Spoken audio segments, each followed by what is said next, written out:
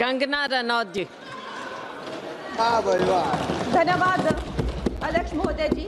आज से एक साल पहले हमारे माननीय गृह मंत्री श्री अमित शाह जी ने यशस्वी प्रधानमंत्री श्री नरेंद्र मोदी जी के नेतृत्व में पूरे देश के सामने संकल्प लिया था, घोषणा की थी कि मार्च 31 2026 तक हम ये जो माओवाद है, ये जो लेफ्टिस्ट वामपंथी टेररिज्म है, इसकी जड़ें जो है देश से उखाड़ फेंकेंगे। और आज इस सभा के द्वारा, इसके माध्यम से मैं हमारे गृह मंत्री जी को, हमारी सरकार को बहुत बहुत शुभकामनाएं देती हूँ। ये संकल्प सिद्ध करने के लिए उनकी बहुत सराहना करती हूँ। अध्यक्ष महोदय, 1967 में ये छोटी सी चिंगारी माओवाद की उठी थी। उस वक्त अगर कांग्रेस सरकार चाहती तो इसको उसी वक्त दबा सकती थी, लेकिन उन्होंने क्या किया, उल्टा उन्होंने आदिवासी लोगों को जो है वो सौतेला ट्रीटमेंट दिया। उनके बीच में जो एक वैचारिक दूरियां थी उनको कभी भी उन्होंने खत्म नहीं किया। और जब ये माओवाद की समस्या हम उनके सामने आई तो जैसे मेरे भाई संबित पात्रा ने पूरे देश के सामने आज बताया कि सोनिया जी और राहुल गांधी जी की वामपंथी सरकार प्लस उनके वामपंथी सलाहकार प्लस उनके जो वामपंथी मित्र और ये वामपंथी टेररिस्ट और इनको जो भी जितने भी फंडिंग होती थी, जो भी इनके हथियार होते थे, गोला बारूद होते थे, वो उन लोगों से आते थे जिनके साथ ये कांग्रेस की सरकार उठती बैठती थी। तो हम लोग क्या अपेक्षा कर सकते हैं? क्या कोई समझौता इनके बीच और वामपंथी उग्रवादियों के बीच हो सकता था? नहीं हो सकता था। और उसका क्या परिणाम हुआ कि ये जो वामपंथी उग्रवादी हैं ये बिल्कुल आउट ऑफ कंट्रोल हो गए। इन्होंने खून की नदियां बहा दी, इन्होंने 16,000 से ज्यादा अटैक किए, इन्होंने 2,000 से ज्यादा सुरक्षा कर्मियों को मार डाला, इन्होंने छोटे छोटे बच्चों की जो है वो जिंदगियां ले ली, वहां पे नरक बना दिया। इन्होंने तीन पीढ़ियां ये जो है नक्सलवाद की जो आग में है जो इन्होंने झोंक दी।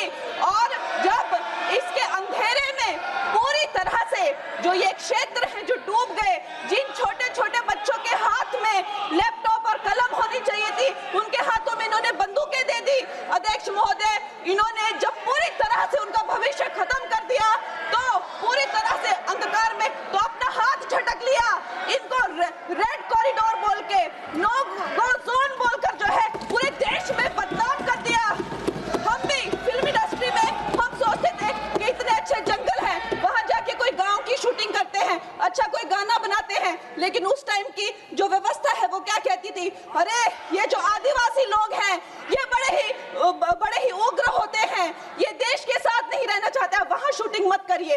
खुद की असफलता छुपाने के लिए इन्होंने पूरे देश से जो है आदिवासी समाज को इन्होंने आइसोलेट कर दिया।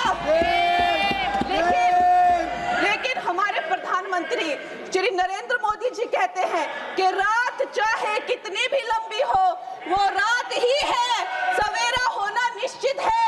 और 2014 में जब प्रधानमंत्री जी की सरकार आई और आज हम देखते हैं कि उन्होंने एक आदिवासी महिला को जो है वो राष्ट्रपति बनाया, उन्होंने हमारे सुरक्षा बलों को जो है वो सशक्त किया और उनको सशक्त करने के बाद उन्होंने वो रेड कॉरिडोर, वो भयानक नो गो जोन को जो है वापस लिया, वहां पे संविधान स्थापित किया। अध्यक्ष महोदय, मैं एक नई सांसद हूँ, मुझे 2 मिनट दीजिए। और खैर प्रधानमंत्री जी ने क्या विकास किया वहां पर, चाहे वो घर बनवाए हो, चाहे वो नल लगवाए हो, चाहे वो 70 लाख महिलाओं को 1,000 की मदद की हो, 21 किस्तों में 13,000 करोड़ दिए हो, या वहां पर जो है जितने भी काम किए हो वो मैं अगर शुरू कर दूं तो आज दिन से रात और रात से फिर दिन हो जाए तो उसमें मैं नहीं जाऊंगी। लेकिन मैं ये जरूर कहूंगी कि जो वहां पे डिजिटल पेमेंट्स हुई हैं उनका मैं बहुत ही ज्यादा सराहना करती हूँ।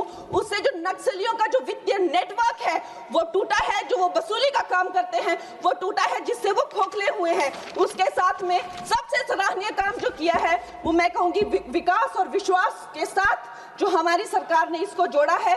उसके उपरांत जो है उन्होंने जो समर्पण की नीति अपनाई है, 8,000 से ज्यादा युवा जो हैं वो समर्पण कर मुख्य धारा से जुड़े हैं, उनको 5 लाख की राशि और उनको रोजगार दिया जा रहा है।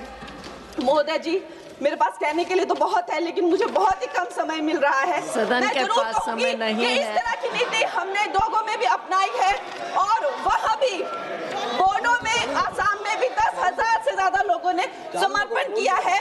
और मैं अंत में अध्यक्ष महोदय जी, मैं यही कहना चाहूंगी कि गृह मंत्री जी ने और प्रधानमंत्री जी ने पूरे देश में यह संदेश दिया है कि ये देश बंदूक की नोक से नहीं चलेगा, ये